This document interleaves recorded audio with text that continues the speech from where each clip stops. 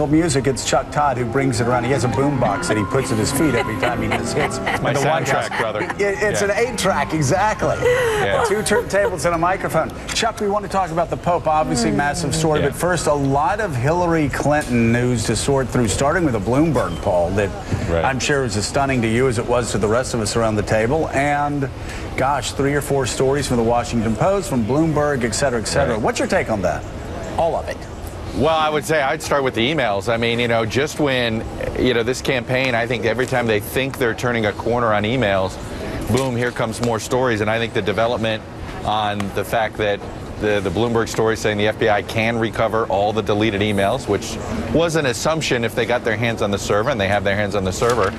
But then I think the more important story is the fact that there seems to be now a contradiction between what Hillary Clinton said when it came to the request of emails from the State Department to what perhaps was the real motivation of the State Department to make the request, which was, it sounds as if there were more people in the dark at the State Department about this server. Chuck, I'm sure your sources at the State Department are telling you off the record what Mika's and mine are, which is, and we started to sense about a week or 2 ago, a growing impatience. We're only going to stay mute about this for so long. We have our own reputations to worry about.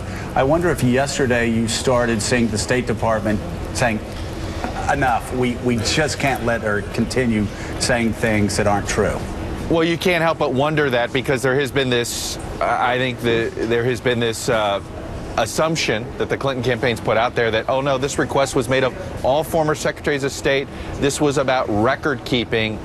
And everybody seemed to be aware, but we've had plenty of evidence, anecdotal evidence that has come out that has said, you know what, the State Department, not everybody at the State Department knew that a private server, in fact, they didn't know. I mean, look at that one email that came out from Huma Abedin that even where she admitted in sending an email to the secretary, hey, your email's down, they didn't know about your server situation.